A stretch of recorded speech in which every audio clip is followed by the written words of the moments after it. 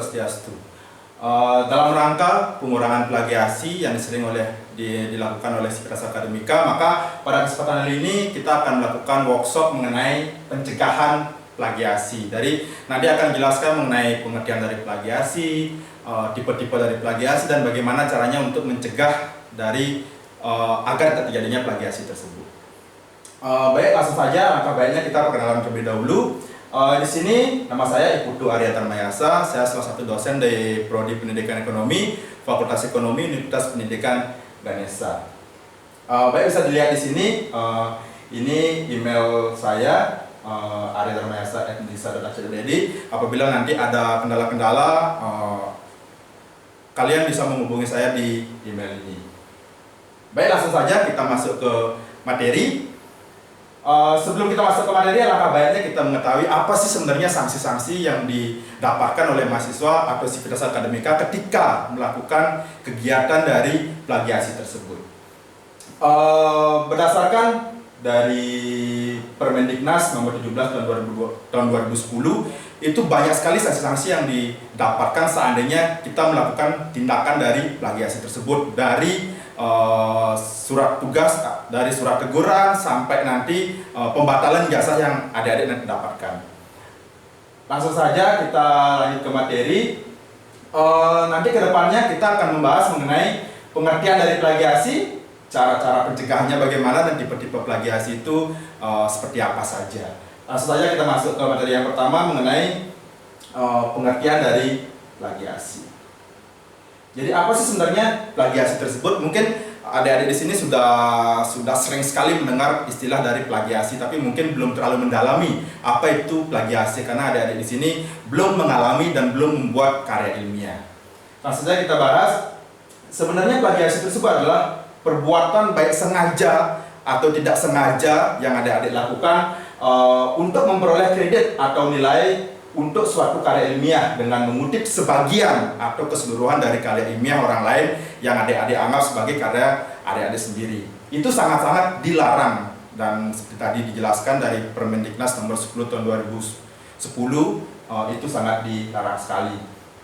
Nah, kenapa mahasiswa melakukan plagiat? Itu menjadi pertanyaan besar. Kenapa sih sebenarnya sebagian besar mahasiswa itu melakukan plagiat? Itu menjadi sebuah pertanyaan yang harus kita jawab pada kesempatan kali ini.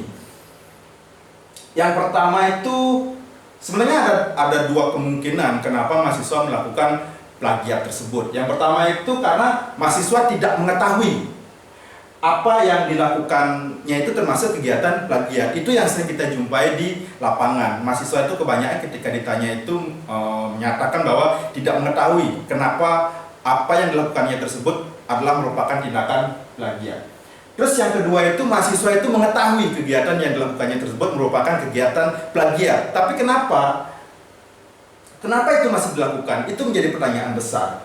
Nah, mungkin nanti ada beberapa faktor kenapa mahasiswa masih melakukan tindakan plagiat tersebut. Kita akan bahas di slide selanjutnya. Nah, ini ada beberapa alasan kenapa mahasiswa melakukan tindakan plagiat tersebut. Yang pertama itu mahasiswa itu tidak tahu bahwa plagiat itu adalah tindakan kejahatan. Jadi asal main copy paste dari internet, mahasiswa sudah merasa aman dan mengumpulkan tugas kepada dosennya mendapatkan nilai yang tinggi.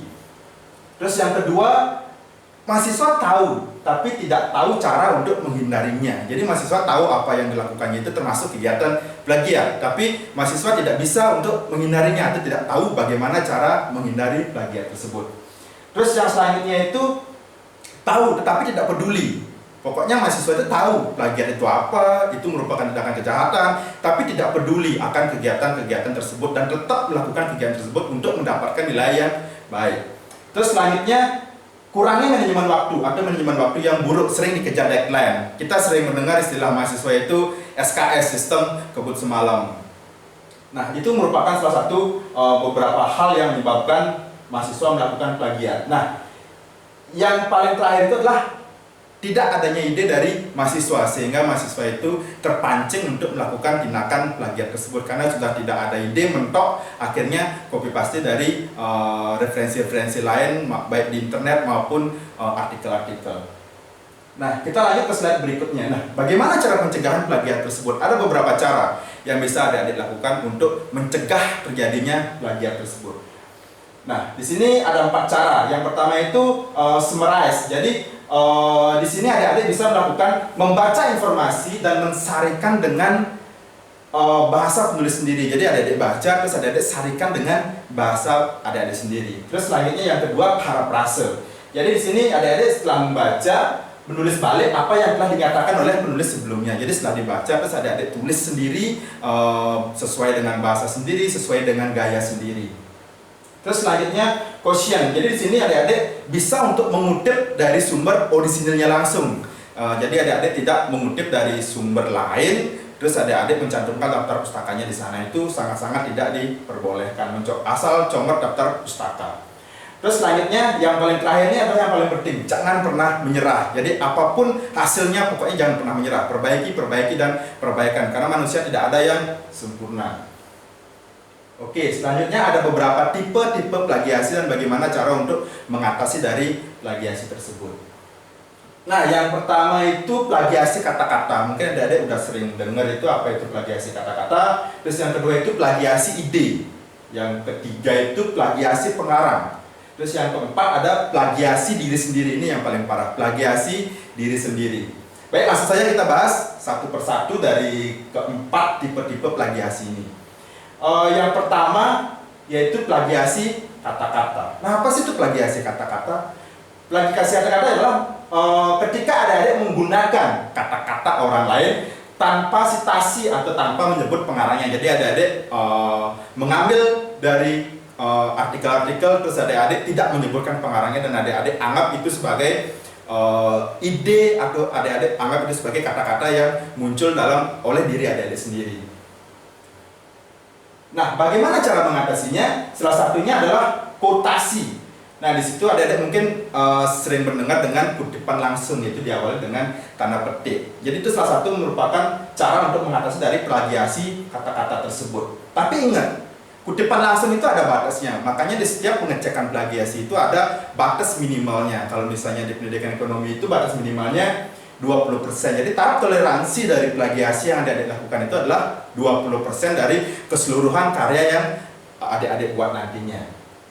Nah, bagaimana caranya mengatasi selanjutnya adalah dengan parafrase seperti yang kita bahas di awal tadi, mengungkapkan dengan kata-kata sendiri dengan bahasa sendiri. Parafrase. Jadi apa sih itu parafrase? Parafrase itulah pengungkapan kembali suatu kalimat, informasi, konsep dengan cara merubah instruksi kalimat. Terus yang kedua, pengungkapan kembali tetap menjaga makna asli dari kalimat, informasi atau konsep pertama dengan mencantumkan sumbernya tanpa mengurangi makna dari kalimat aslinya. Itu merupakan salah satu yang bisa adik-adik lakukan untuk mencegah terjadinya plagiasi. Nah, bagaimana caranya untuk melakukan parafrase? Secara garis besar, parafrase bisa dilakukan dengan 3 tahap, yaitu yang pertama dengan baca, banyak-banyaklah membaca, karena semakin banyak membaca, semakin banyak ilmu yang akan adik-adik miliki. Setelah adik-adik membaca, tahap kedua itu adalah pahami apa yang adik-adik baca. Jangan hanya membaca tanpa memahami apa yang adik-adik baca tersebut. Terus yang terakhir itu adalah tahapan yang paling sulit biasanya, yaitu tulis kembali. Tulis tanpa melihat buku yang sudah adik-adik baca. Jadi baca, pahami, tulis apa yang kalian pahami. Jangan menulis apa yang kalian baca. Itu kata kuncinya. Itu merupakan parafrase. Nah, itu merupakan parafrase yang sudah tingkat expert. Jadi ada teknik parafrase bagi pemula, yaitu ada 5 tahapan. Yang pertama itu baca, periksa teksnya, tandai kata-katanya atau ide-ide penting. Jadi adik-adik baca, terus tandai kata-katanya atau diisi stabilo atau diisi garis bawah dan lain sebagainya, tergantung dari gaya adik-adik. Terus selanjutnya lakukan pencatatan kata atau ide yang penting tersebut. Setelah adik-adik tandai, terus nanti adik-adik catat. Yang dicatat itu hanya kata-kata pentingnya saja yang dicatat. Nah, selanjutnya cari frasa alternatif yang mempunyai kesetaraan makna. Jadi setelah adik-adik catat ide-ide pentingnya, carilah frasa-frasa alternatif yang memiliki makna yang sama sesuai dengan ide-ide penting yang sudah adik-adik catat tadi. Terus selanjutnya apa? Susun ulang frase sehingga mempunyai makna yang sama. Jadi adik-adik susun kata-kata sehingga menyerupai makna aslinya tapi tidak sama seperti bacaan aslinya. Terus yang terakhir, tuangkan dalam kalimat sendiri. Jadi yang terakhir itu tuangkan dalam kalimat sendiri berdasarkan dari frase-frase yang sudah adik-adik temukan tadi. Baik, selanjutnya yang kedua itu ada plagiasi ide. Jadi di sini adik-adik menulis ide orang lain sebagai idenya sendiri. Jadi adik-adik menulis ide orang lain itu dan adik-adik anggap itu sebagai ide adik-adik sendiri. Itu sangat dilarang, itu merupakan salah satu kegiatan dari plagiat itu sendiri. Nah, kenapa itu bisa terjadi? Ada dua hal yang menyebabkan. Yang pertama itu karena kesengajaan. Terus yang kedua, kedangkalan informasi terhadap masalah yang akan diteliti. Jadi adik-adik hanya tahu masalah, tapi adik-adik tidak tahu secara mendalam masalah yang akan diteliti. Itu menyebabkan adik-adik melakukan kegiatan plagiasi tersebut. Nah, terus selanjutnya, tips mengembangkan topik atau penelitian, tips untuk menemukan ide-ide dalam sebuah penelitian. Nah, yang pertama itu brainstorming. Jadi adik-adik temukan dulu masalahnya. Kita berangkat dari masalah untuk membuat sebuah penelitian. Kita tidak berangkat dari judul, tapi kita berangkat dari masalah. Setelah kita memiliki masalah, baru kita akan menemukan judul. Tidak judul terlebih dahulu, baru kita menemukan masalah. Itu merupakan kegiatan yang terbalik. Nah, terus yang kedua, diskusikan ide-ide yang adik-adik temukan berdasarkan masalah dari brainstorming. Terus adik-adik diskusikan ide-ide yang adik-adik temukan mungkin dengan teman sejawat dan lain sebagainya. Nah, setelah ide tersebut didiskusikan, terus adik-adik melakukan penelusuran literatur. Jangan hanya satu, usahakan lebih banyak literatur yang adik-adik baca, itu akan lebih baik. Karena kenapa? Karena semakin banyak adik-adik membaca, nanti untuk memparafrasenya itu akan semakin mudah. Nah, terus selanjutnya memahami apa yang diharapkan dan dibutuhkan oleh masyarakat. Setelah ketemu masalah, adik-adik punya ide dari penelusuran literatur, terus adik-adik memahami sebenarnya apa sih yang dibutuhkan oleh masyarakat, agar nanti penelitian yang adik-adik lakukan tersebut memiliki memiliki bermanfaatan buat masyarakat nantinya. Tidak hanya asal penelitian selesai wisuda, penelitiannya nggak ada manfaatnya untuk masyarakat. Jadi usahakan penelitian yang adik-adik buat tersebut memiliki manfaat bagi masyarakat. Nah, terus selanjutnya proses penulisan dan upaya dari anti plagiasi untuk menemukan sebuah ide seperti yang tadi. Nah, yang pertama di sini saya ada kolega atau sejawat. Nanti ada hubungannya dengan yang lainnya. Yang pertama itu memulai implementasi state of the art. Jadi adik-adik temukan masalah, bagaimana cara pemecahannya. Terus adik-adik melakukan sebuah perencanaan, membuat outline dari penelitian yang akan adik-adik lakukan. Outline itu garis-garis besar apa yang akan adik-adik kerjakan nantinya ke depan. Terus selanjutnya itu adik-adik setelah menemukan outline, setelah membuat outline, adik-adik mulai menulis sedikit-sedikit, terus setelah adik-adik selesai menulis, cek dan edit. Jangan selesai menulis dikumpulkan tanpa dicek dan diedit. Itu yang sering terjadi di dunia akademik, di lapangan atau di kampus. Jadi setelah adik-adik menulis, adik-adik usahakan cek dan edit terlebih dahulu apakah sudah benar keseluruhan. Nah, yang terakhir itu adalah perbaikan dan penyempurnaan. Setelah melalui proses bimbingan dan lain sebagainya, adik-adik perbaiki dan sempurnakan lagi. Nah, kesemua hal ini memiliki hubungan dengan kolega atau teman sejawat. Jadi di setiap step itu adik-adik bisa diskusikan dengan teman atau dengan teman sejawat. Karena mungkin saja teman atau kolega adik-adik tersebut memiliki pemahaman yang lebih akan apa yang adik-adik teliti nanti ke depannya. Karena diskusi dengan teman itu sangat penting. Nah, terus selanjutnya yang ketiga itu ada plagiasi pengarang atau authorship. Jadi di sini adik-adik ini lebih parah. Jadi ini adik-adik plagiasi pengarang, adik-adik menjiplak keseluruhan dari karya orang lain. Adik-adik tinggal ganti namanya saja terus adik-adik publish lagi. Itu sangat parah sekali. Karena kenapa? Karena menjiplak keseluruhan karya, tidak hanya sebagian tapi keseluruhan karya dari orang lain. Nah, di sini kita sering dengar dengan istilah Ctrl C, Ctrl V, tapi itu adik-adik lakukan secara keseluruhan, tidak per bagian kata. Nah, terus adik-adik tinggal send atau adik-adik tinggal print, terus adik-adik bimbingan ke pembimbing. Itu sangat salah sekali. Nah, terus selanjutnya plagiasi diri sendiri. Jadi apa sih plagiasi diri sendiri itu? Adik-adik bukan membuat sebuah cloning, tapi kita berbicara mengenai sebuah karya ilmiah.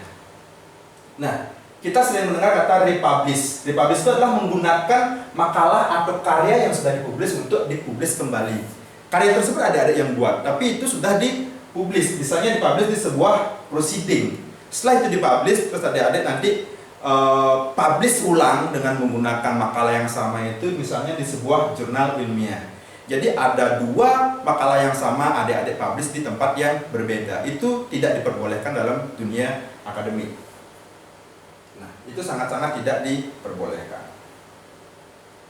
Terus selanjutnya, ini merupakan beberapa aplikasi dari pengecekan plagiat. Jadi kita di kampus itu sering menggunakan yang namanya aplikasi Turnitin. Tapi tidak hanya Turnitin saja yang bisa untuk mengecek plagiat. Masih banyak aplikasi-aplikasi lain yang digunakan untuk mengecek dari plagiat tersebut. Mungkin itu bisa berbasis online, offline, ada yang gratis, ada yang berbayar juga. Nah, di sini ada beberapa aplikasi yang saya contohkan. Yang pertama itu ada Plagiarism Checker. Terus yang kedua itu ada Turnitin. Ini yang kita pakai di kampus Undiksa. Terus selanjutnya ada Plagiarism Detector. Terus selanjutnya ada Grammarly. Jadi itu merupakan beberapa aplikasi yang bisa digunakan untuk mengecek plagiat. Tapi kita di kampus masih menggunakan Turnitin. Nanti saya akan berikan beberapa contoh dari hasil pengecekan menggunakan plagiarism dan Turnitin tersebut. Kesemua aplikasi ini berbayar. Ada yang tahunan, mungkin ada yang 5 tahun dan lain sebagainya. Semuanya berbayar. Tapi tenang saja, ada beberapa aplikasi yang gratis di internet yang bisa adik-adik pakai. Tapi itu tentu saja menggunakan batasan kata. Nah, ini merupakan tampilan dari aplikasi Turnitin seperti yang adik-adik bisa lihat. Namanya saya samarkan biar adik-adik tidak mengkaji namanya. Ada yang di sini hasilnya itu ada yang 50%, 78%, ada yang sampai 75% tingkat plagiasinya. Ini merupakan output dari Turnitin. Nah ini 74% dari makalah yang dibuat oleh mahasiswa. Itu hasilnya 74%. Itu hampir 74% dari makalah tersebut itu didapatkan baik itu dari online, artikel, dan lain sebagainya yang sudah dipublish. Nah, terus selanjutnya, ini merupakan print out dari dari aplikasi Turnitin, itu 74%. Kalau yang tadi ini yang berwarna-warna ini itu merupakan kata-kata yang memiliki plagiat. Itu kata-kata yang memiliki plagiat, dan nomor-nomor yang di sebelahnya ini itu adik-adik dapatkan dari web mana. Jadi adik-adik nanti setelah dicek, adik-adik perbaiki yang memiliki warna-warna tersebut. Nah, selanjutnya ini ada Plagiarism Checker seperti yang adik-adik bisa lihat di sini. Itu merupakan output dari Plagiarism Checker. Itu yang warna hijau itu merupakan keunikan, jadi keoriginalan. Terus yang warna hitam itu merupakan tingkat plagiasinya. Kalau nggak salah ini tingkat plagiasinya kemarin saya cek itu 47% tingkat plagiasinya. Jadi itu merupakan di atas rata-rata. Nah, ini output dari Plagiarism Checker juga. Nah, untuk informasi lebih lanjut nanti akan di-share di komunitas anti plagiasi pendidikan ekonomi yang adik-adik sudah ikuti dan adik-adik sudah bergabung di dalamnya. Mungkin nanti kalau misalnya masih ada yang belum bergabung bisa di-invite by link di bawah ini, adik-adik bisa bergabung di sana. Nanti untuk kedepannya itu kita akan lebih banyak berdiskusi di komunitas tersebut. Kenapa kita memilih komunitas? Nanti biar ada keberlanjutan. Jadi yang sudah pernah melakukan pengecekan plagiasi tentu saja dia sudah memiliki pengalaman untuk melakukan perbaikan-perbaikan, dan itu nanti diharapkan untuk di-share ke adik-adik tingkatnya supaya tidak selesai pengecekan setelah wisuda nanti putus. Jadi tujuan dari komunitas ini adalah untuk memberikan pengalaman-pengalaman kepada adik-adik tingkat yang diberikan oleh kakak-kakak tingkatnya nanti ke depannya. Jadi adik-adik yang belum bergabung bisa invite di link ini di grup WhatsApp. Baik, sekian yang dapat saya sampaikan. Untuk selanjutnya nanti kita akan lebih banyak berdiskusi di grup atau di komunitas anti plagiasi pendidikan ekonomi. Sekian, terima kasih. Om Santi Santi Santi.